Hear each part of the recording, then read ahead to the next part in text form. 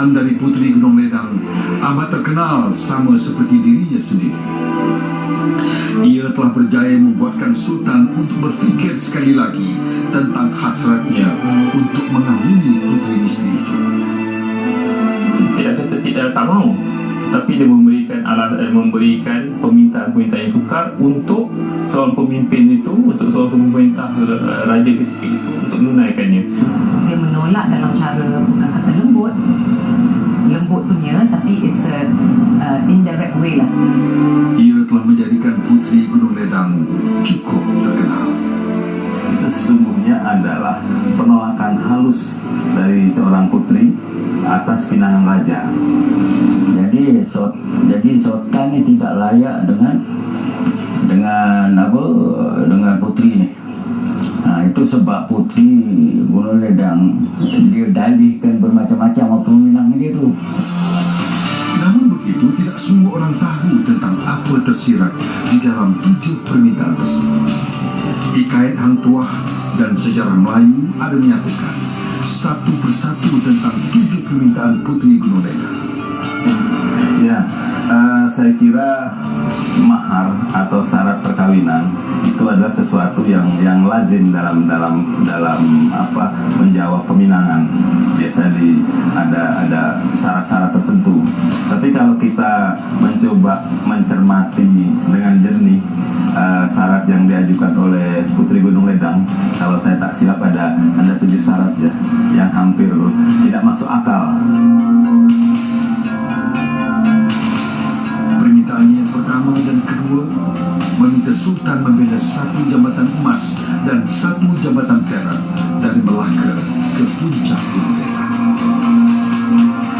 Ini dianggap satu perkara yang mustahil, tetapi Sultan sanggup menunaikannya.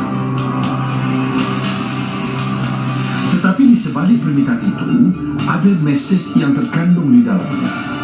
Ia mengkritik dan menyindir cara pemerintahan Sultan pada ketika itu.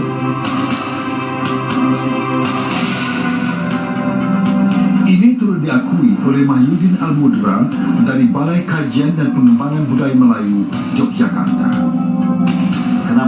Kenapa kemudian disebutkan jembatan emas ya, dari Melaka itu sebenarnya adalah sebuah message, sebuah pesan yang disampaikan oleh putri bahwa hendaknya kekayaan raja atau sultan yang begitu besar hendaknya sepenuhnya dimanfaatkan untuk kesejahteraan rakyatnya.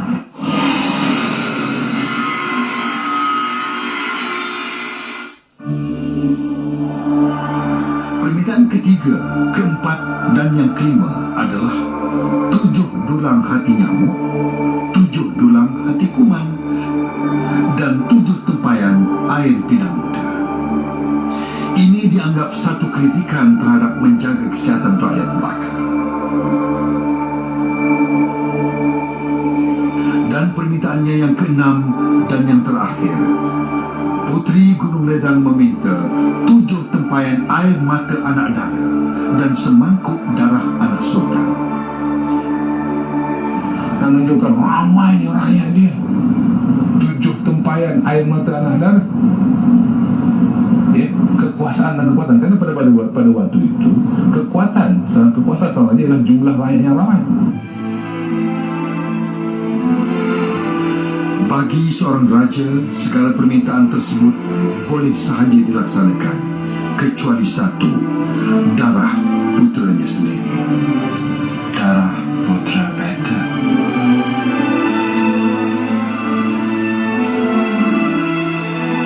Bagi Datuk Zainal Abidin Borhan dari Universiti Melaya, 7 permintaan yang dikemukakan oleh Puteri Gunung Ledang adalah satu sindiran sinis kepada apa yang sedang berlaku di Melaka pada waktu itu. Raja yang dilihat di zaman akhir kejayaan Melaka itu, Syah itu dilihat sebagai dalam tanda petik zalim dan mengenai rakyat.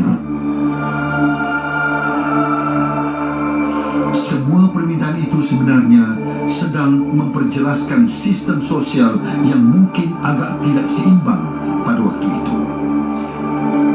Jadi sindiran-sindiran itu tajam, bukan saja pada waktu itu, tapi masa sekarang kita boleh gunakan. Jadi kalau pemimpin sudah punya kuasa dan terberahi kepada benda-benda yang lain, itu kan akan melemahkan kuasanya, dan itu hukuman Tuhan amat dahsyat. Negeri hancur.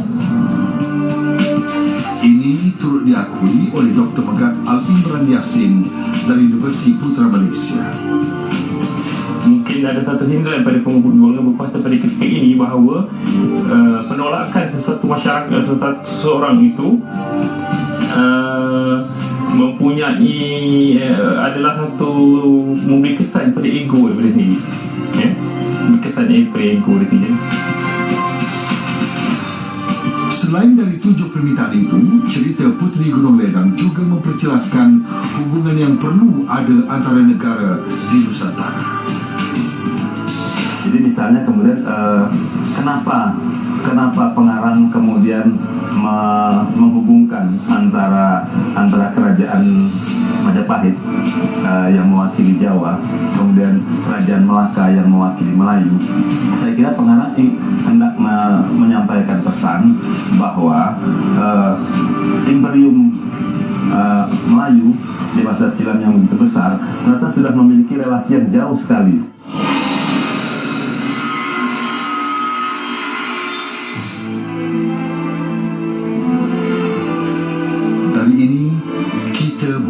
Secara jelas bahawa karya sastra ini menjadi pedoman kepada semua, seperti mana sejarah menjadi asas kepada kebangkitan setiap tamadun.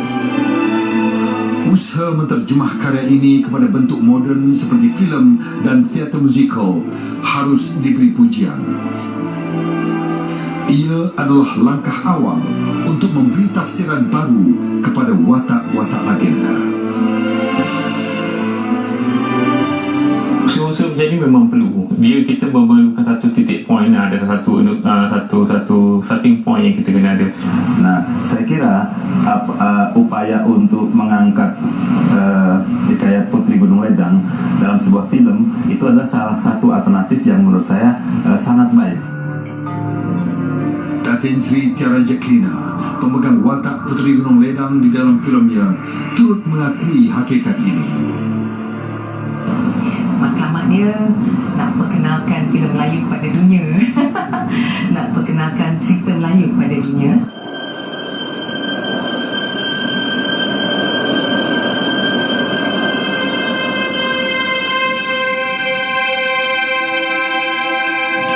Sama ada Puteri Gunung Ledang benar-benar wujud, itu bukanlah menjadi satu isu.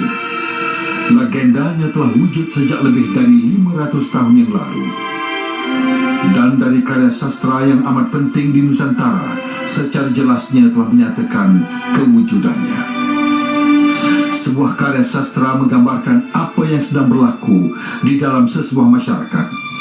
Ia adalah satu ekspresi kepada pengalaman tentang apa yang berlaku pada ketika itu.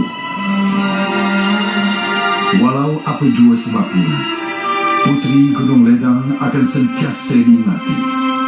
Hubungan sejarah Melaka Majapahit tentang cinta, kesetiaan, dan kritikan sosial lewat pada 7 permintaannya.